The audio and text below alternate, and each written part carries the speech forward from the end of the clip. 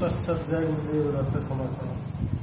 नमस्कार साथी, आमर ये दैवी शक्ति चिकित्सा माध्यम मंत्रोच्चारण द्वारा गोटे माँ प्राय 8-9 मास ना 8-9 मास तले गभीर रूप से बथा होता दुनिया एलोपैथी की दुनिया पाठ दुनिया सरी जाता किंतु मात्र दैवी शक्ति चिकित्सा मंत्र माध्यम झाड़फुंक माध्यम बर्तमान माँ को 80% भल लगुच। माँ पूरा ना पूरा ना डाको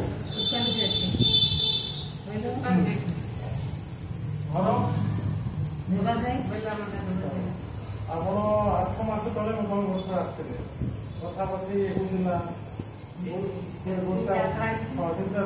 କଥାଟା ହେଉଥିଲା ମୋ ମେଡିସିନ କ'ଣ ଦେଇଛି କିଛି କେବଳ ଝାଡ଼ଫୁଙ୍କ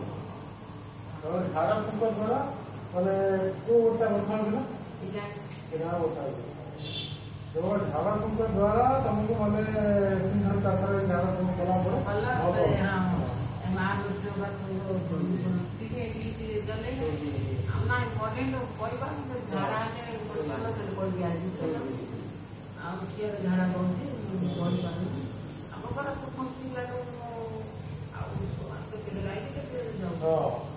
ଭଲ ଲାଗୁଛି ବାସ୍ ସେତିକି।